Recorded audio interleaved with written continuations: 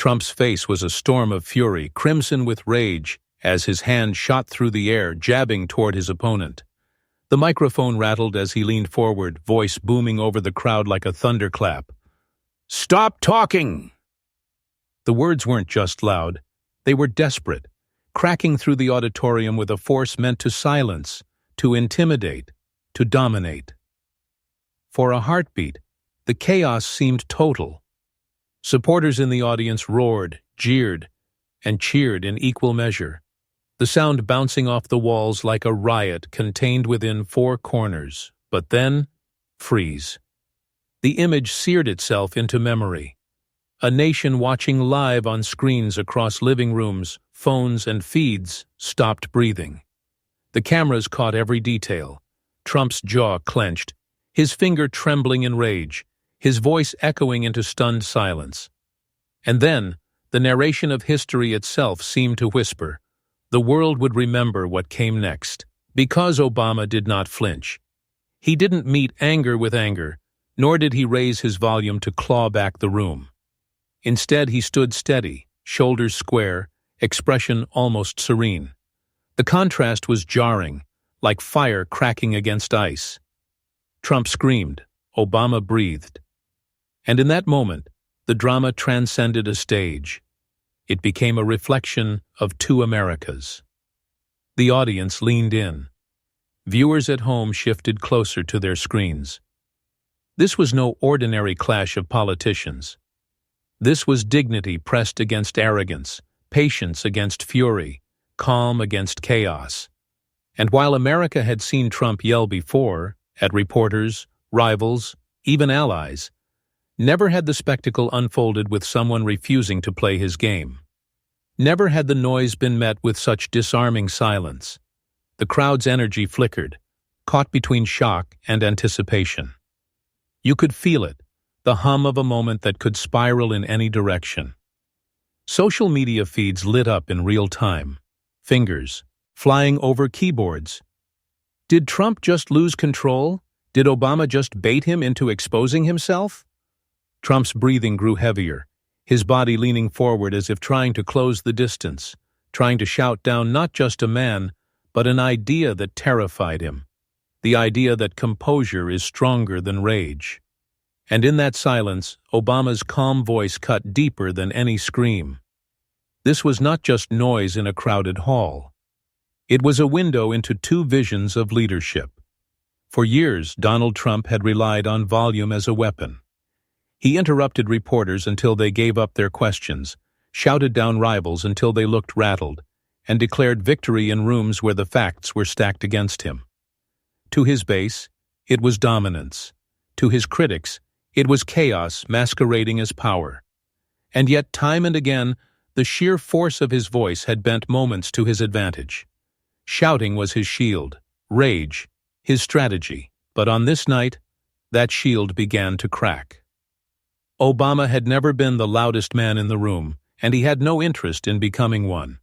His power lived in pauses, in measured cadence, in words chosen not to provoke, but to reveal. Where Trump wielded interruption like a hammer, Obama wielded patience like a scalpel. That difference wasn't cosmetic, it was philosophical. It represented two Americas staring each other down. One America believed leadership meant dominating, silencing, and drowning out dissent. The other believed leadership meant absorbing chaos, reflecting truth, and letting calm reshape the storm. Millions of viewers, from young immigrants watching with their families to veterans who had once trusted the weight of words, felt the clash in their chests. This wasn't just about who could win an argument. It was about who deserved to be listened to. Trump leaned on his old tricks, cutting in, scoffing, rolling his eyes, gesturing wildly as if the SS Tage itself owed him obedience. Every second, he raised his voice, trying to reclaim control through sheer force. But each time he did, the contrast grew sharper. The stakes stretched far beyond one confrontation. This wasn't merely television, it was democracy on trial. Could lies, shouted with conviction, still override truths spoken calmly? Could America, addicted to spectacle, learn to tell the difference between entertainment and leadership? These were not abstract questions. They pulsed through every immigrant who had ever been told to be quiet, every young voter who had been mocked for demanding fairness, every working parent who needed leaders that listened rather than screamed. Social feeds buzzed in real time. Clips of Trump's outburst spread like wildfire, but so did the still frame of Obama's silence. Commentators framed it bluntly. This was about more than personalities. This was about what kind of voice the country wanted to define it, one that shouted people down, or one that lifted them up. The stakes kept climbing. Trump's voice grew louder, more desperate, echoing through the chamber like a man trying to win by volume alone. His words collided with each other, anger spiraling, coherence fading. And yet Obama's silence remained intact, his composure refusing to budge.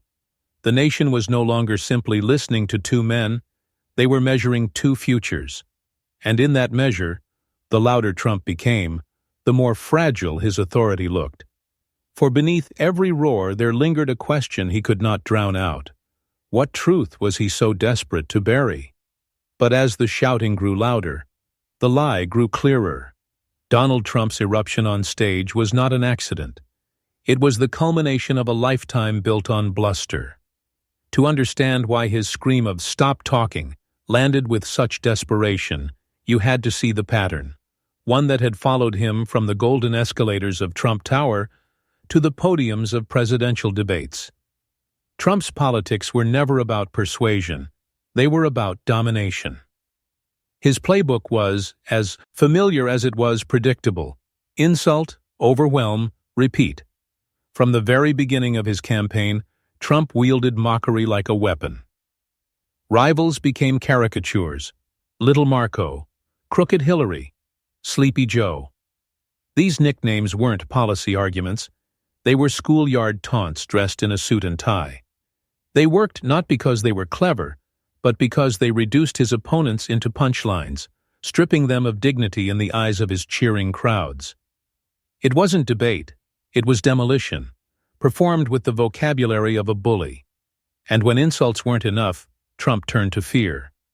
His rallies became theaters of anxiety, where every problem was painted in apocalyptic tones. Immigrants as invaders, journalists as enemies, elections as rigged unless he won. He fed his supporters a steady diet of threats, telling them only he could save them from the chaos. Chaos he often exaggerated or invented. The strategy was blunt but effective. Frighten, then offer himself as the only cure. But beneath the roar of certainty lay cracks. Trump branded himself as the man who would drain the swamp, the outsider who would cleanse Washington of corruption. Yet once in power, his administration swelled with lobbyists, family appointees, and insiders who made the swamp murkier than ever. He promised to be the great truth-teller, the man who said it like it is. But independent fact-checkers found his tenure riddled with falsehoods, tens of thousands of them. His campaign of authenticity was built on a foundation of contradiction. Arrogance became his armor. He strutted across stages, boasted of wealth and winning, and dismissed any criticism as fake news. But arrogance is often a mask for insecurity, and the mask slipped more than once. When challenged by those who carried composure, Trump often grew flustered. His instinct was to shout louder, to interrupt more, to doctor, own out, not only the argument but the silence that threatened him. Quick flashes tell the story. At rallies where chants of "lock her up" replaced substantive dialogue. On Twitter, where 280 characters of rage substituted for policy. In the White House, where firings came as impulsive tweets and chaos became the governing principle. On the global stage, where alliances frayed and insults to leaders made headlines louder than treaties. Each moment reflected the same cycle: promise, contradiction, denial. He declared himself a champion of the working class, yet his policies favored corporations and billionaires. He claimed devotion to the truth, yet bent reality daily to fit his narrative. He proclaimed strength, but recoiled when mocked at international gatherings. The strongman image was stitched together with fragile threads, and everyone could see how desperately he clung to it. For his supporters, the volume masked the void. For his critics, the contradictions screamed louder than his voice ever could. And yet, somehow, through sheer audacity, he had held the spotlight, until the night his scream collided with someone unwilling to play his game. Obama's calm had always been Trump's greatest irritation. Where Trump barked, Obama listened. Where Trump insulted, Obama countered with wit. Where Trump filled silence with endless words, Obama allowed silence to expose weakness. Trump's eruption of "stop talking" was not just a command. It was a confession. It revealed how rattled he became when his usual weapons failed. The flashbacks of arrogance suddenly merged into one defining truth. The louder Trump grew, the more transparent his insecurity became. His insults, his contradictions, his reliance on fear, they all converged into a portrait of a man terrified of being unmasked. And on that stage, before millions, the mask was slipping. But arrogance always meets its match. And this time, it came in the form of calm clarity. Barack Obama's story was never one of privilege. It began far from the polished stages of power, in a life where the odds were stacked against him. Raised by a single mother who often had to juggle survival with sacrifice, and guided at times by grandparents who did what they could with what they had, Obama learned early that humility wasn't a choice. It was a condition of survival. He saw the quiet strength of a mother who worked late into the night, the dignity of people who endured without complaint, the patience required to believe that tomorrow could be better even if today was hard. As a boy, he felt the sting of difference, his name, his background, his skin. The world didn't hand him acceptance. He had to earn it, piece by piece, through resilience. While others might have grown bitter, he grew curious. He listened, he watched, he studied. He began to understand that true strength didn't come from shouting, but from absorbing the noise until you could speak with clarity. This lesson of quiet power carried him forward, through Harvard Law, through community organizing on the south side of Chicago, through the halls where most doubted a man like him could ever belong. Time and again he confronted storms, but never once did he let the storm define him. Where another might have tried to dominate, he chose to steady. Where another might have flared in anger, he chose to measure his words. His leadership was a discipline of restraint, of deciding not to raise his voice even when the world gave him every reason to. And America came to see this discipline in its most iconic moments. When the financial crisis threatened to swallow millions of families, Obama stood at the podium and explained with calm precision, breaking down the chaos so that ordinary people could understand. When terrorism struck fear into the nation, he refused to feed the fire of panic. Instead, he spoke with a clarity that reassured a shaken people. His power was not in rage, but in composure, a steadying hand on the wheel when the storm grew violent. And then, there was that unforgettable night at the White House Correspondents' Dinner. The lights were hot, the cameras were rolling, and Donald Trump sat among the guests, seething. Obama's delivery was calm, playful, almost effortless. With every line, he showed how poise could pierce arrogance without ever needing to shout. Trump fumed, but Obama didn't break his rhythm. He understood the art of composure, that the sharpest blade is wielded with a smile, not a scream. It was a moment that revealed his mastery, the ability to turn ridicule into elegance, to stand tall without ever raising his volume. This was his style of leadership, a stark contrast to the bombast of others.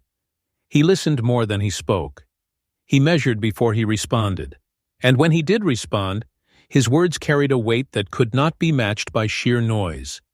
People admired him not because he dominated the room, but because he elevated it. He made silence work in his favor, forcing those who would rush to attack to reveal themselves as reckless. Obama's journey was one of storms endured without rage. Every obstacle he had faced, from the skepticism of those who doubted a black man could lead a nation, to the vitriol hurled at him daily as president, had been met not with bluster, but with composure. His critics tried to provoke him into anger, to pull him into the mud. But time and again, he refused. His power was his calm, his refusal to descend. And that's why, in this debate, the stakes were not just political, they were personal. Because Obama carried with him the lessons of a lifetime, that the world may roar, but you do not have to roar back. That storms come and go, but calm is eternal. That true authority is never loud, but it is always clear. This was not simply about policy, or partisanship, or the mechanics of a debate stage. This was about the kind of leadership America was. You'd choose to listen to. On one side, the force of arrogance, bluster, and insecurity wrapped in noise. On the other, the steady calm of a man who had been tested by life, who had faced storms bigger than any opponent's roar, and who had never once needed to raise his voice to rise above. And so, when the moment came, when Trump's insults and interruptions filled the air, Obama did what he had always done. He let the storm rage. And then, with a steady tone, he cut through it. Because for him, calm wasn't weakness. It was the weapon sharpened by struggle, the shield forged in humility, the power no roar could overcome. And that calm, forged in struggle, would now become the weapon against Trump's roar. The debate stage was never meant to hold this much heat. From the very first minutes, Donald Trump surged forward with the energy of a man who believed volume equaled victory. His voice sliced through the air, sharp, fast, relentless. He shouted over moderators, cut across questions, and never let a sentence finish without stamping his voice on top of it. To him, dominance was interruption. Every pause was an opportunity to insert himself. Every quiet second was a void he had to fill. The crowd felt it immediately. Some pockets erupted into cheers with every jab, feeding off the spectacle. They wanted noise. They wanted conflict. They wanted to see Trump win by sheer force of personality. But just as loud were the groans, the uneasy shuffling of those who cringed at the constant barrage. To them, it felt less like a debate, and more like a storm with no direction, a hurricane of words drowning out meaning. Obama, meanwhile, sat in the storm's eye. His body leaned slightly forward, his hands folded, his face calm. He didn't flinch at the interruptions, didn't rise to meet the noise with noise. His eyes, steady, deliberate, tracked Trump the way a mountain tracks, a passing storm cloud, silent, waiting, and the silence was deafening. Every time Trump cut across him, every time his voice barreled forward, Obama refused to compete for the air. He let the storm swirl. The moderators struggled, the audience tensed, but Obama stayed still. The silence wasn't retreat, it was strategy. He knew something Trump never understood. Sometimes silence screams louder than words. The cameras caught it. The crowd felt it. Trump's shouting grew sharper, more desperate, because the silence wasn't conceding. It was exposing him. With each outburst, Trump's words blurred together into noise, while Obama's silence sharpened the contrast. Viewers at home leaned forward, waiting. They had seen this dynamic before, but never with stakes this high. This wasn't just about policy. It was about who America would listen to in its most urgent hour. Would it choose the roar or the calm? Would it chase volume or clarity? Trump kept swinging. He jabbed with insults, circled with slogans, repeated claims with the force of a hammer. But every hammer strike echoed hollow, because the man across from him would not flinch. Obama's silence turned the stage into a mirror, showing Trump for what he was. Not strength, but insecurity. The tension in the room was unbearable now. The crowd split down the middle, cheers clashing with groans, anticipation hanging like static in the air. Trump's words tumbled faster, louder, angrier. The moderator's pleas blurred into the background. Obama's eyes stayed locked, still steady, still calm. The waiting was almost unbearable, like the pause before thunder cracks. Everyone could feel it. Something was coming. The silence wasn't endless. It was coiling, preparing, gathering weight. And then, as Trump roared mid-sentence, his voice straining against the silence that refused to break, Obama moved. He leaned into the mic, his voice low, deliberate, and clear. The words hadn't even landed yet, but the energy shifted. The noise had finally met its answer. Then, with one calm sentence, the tide turned. The roar had reached its peak. Trump was red-faced, his words spilling out in a torrent of half-finished sentences, slogans, and insults. He was mid-shout, mid-gesture, when Obama finally leaned forward. The silence he carried into the microphone was heavier than the noise it replaced.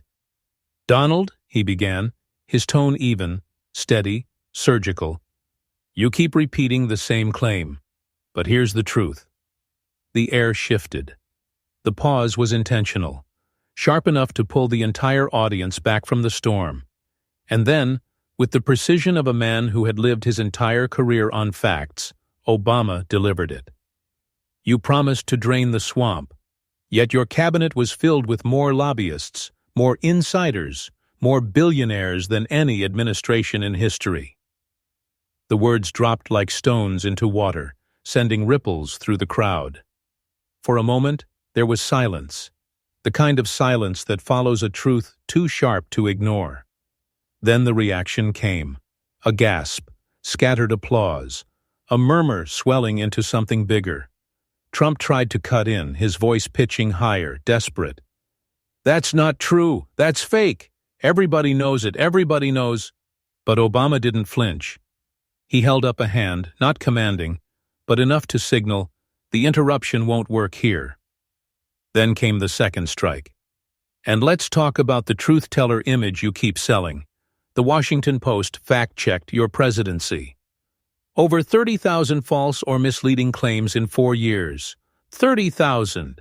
That's not honesty. That's noise. The audience reacted again, louder this time.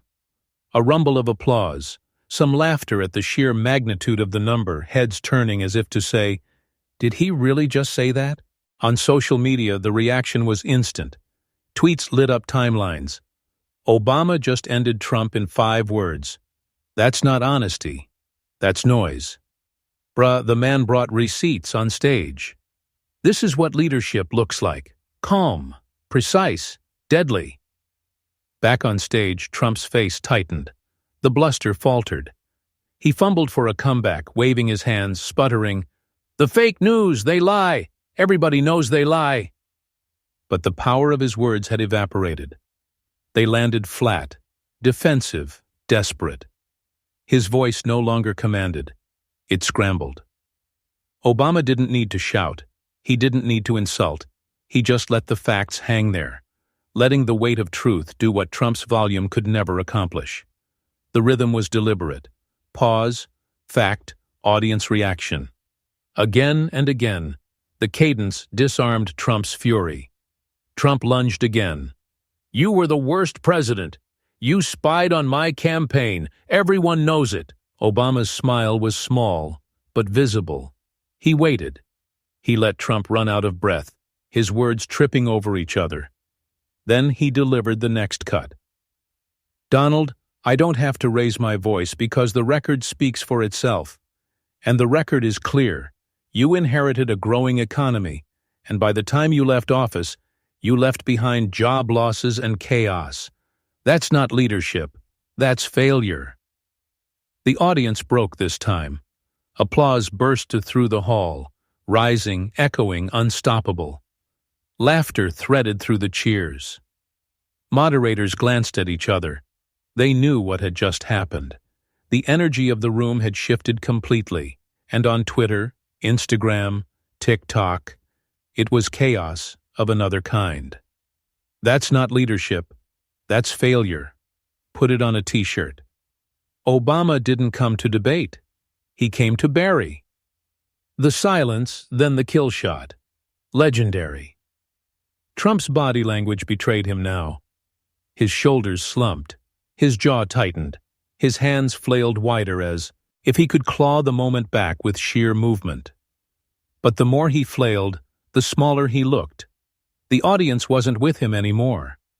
Every attempt to bark over Obama felt like shouting into a void.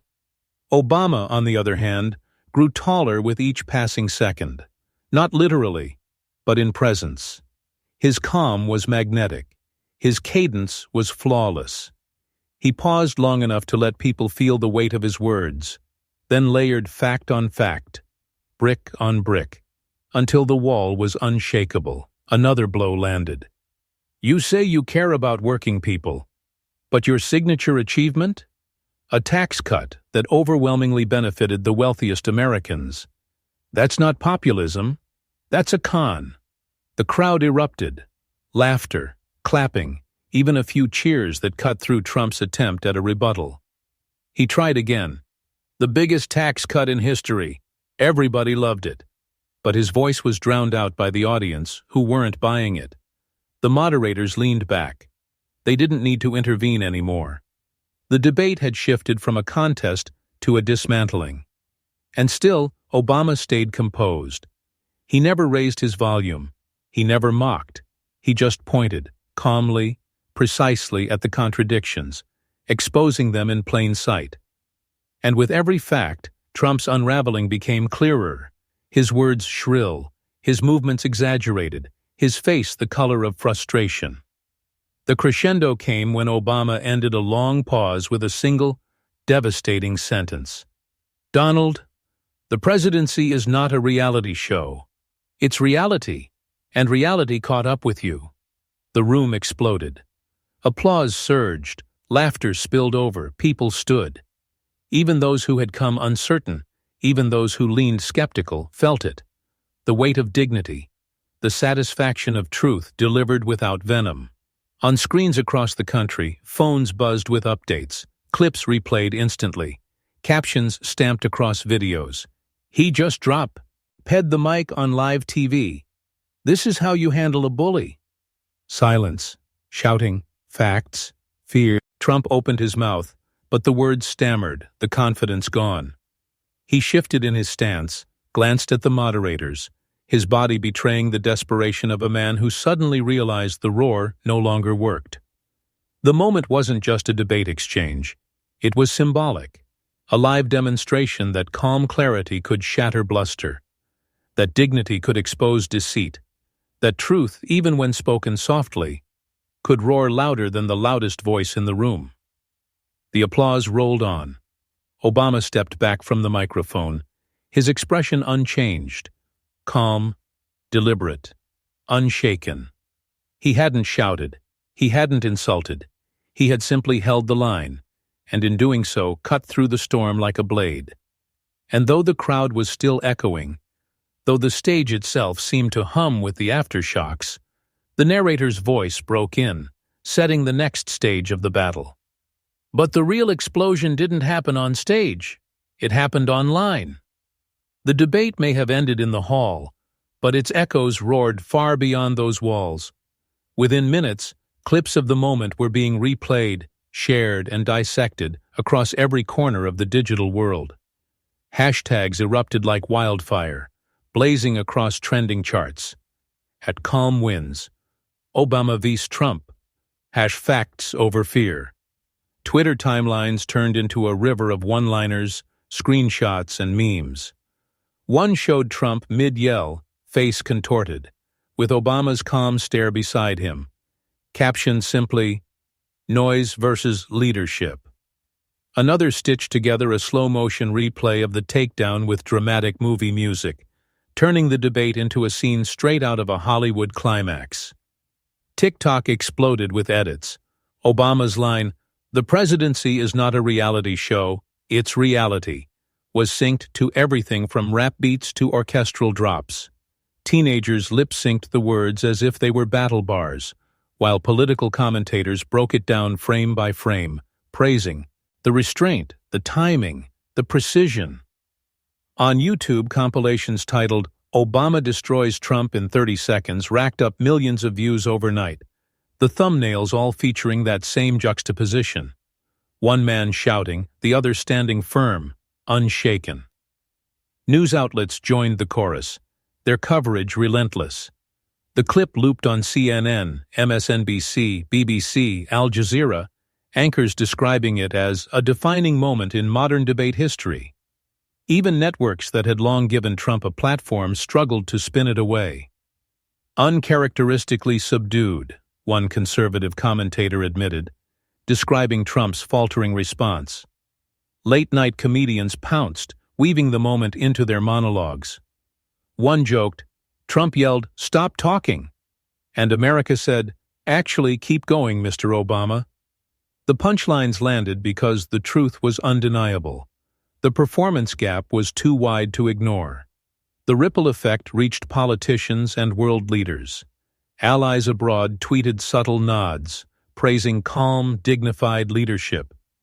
European newspapers ran headlines like, "Obama exposes Trump's roar as empty," while Canadian and Australian outlets hailed the moment as a masterclass in composure. Even rivals weighed in, some begrudgingly acknowledging the skill it took to dismantle Trump without ever raising a voice. For ordinary people, though, it wasn't just political theater, it was validation. Communities who had long felt drowned out by Trump's volume, his insults, his dominance, suddenly saw proof that patience could triumph. Immigrant families watching at home whispered to their kids, "See, you don't need to shout to be heard." Activists tweeted with pride, "This is what dignity looks like. This is the America we fight for." The emotional current was strong, a shared sense of relief that the loudest man in the room had finally been silenced, not by force, but by truth. In the end, the title wrote itself. Trump screamed, "Stop talking." But Obama's calm response didn't just keep talking, it exposed the lie. It revealed that bluster without truth is nothing but air. And it reminded the world that no amount of shouting can silence reality. That night will be remembered not for the noise, but for the silence that cut through it. A silence that spoke louder than fury, that revealed arrogance for what it was, fragile, fleeting, desperate. Obama's composure became the proof that dignity endures even when tested by rage. And for all of us, the takeaway is simple. Arrogance fades. Dignity endures. The scream will echo for a moment, but the calm will live on, reshaping the future long after the noise is gone. So the choice is ours. Do we fuel the noise, or do we carry the calm? Do we let the loudest voice define us, or do we define ourselves through clarity, patience, and truth? If this story resonated with you, if you believe in dignity over arrogance, in calm over chaos, then don't just watch. Be part of the movement, share this story, subscribe for more. And remember, the next time someone screams, "Stop talking," the calmest voice might just change everything.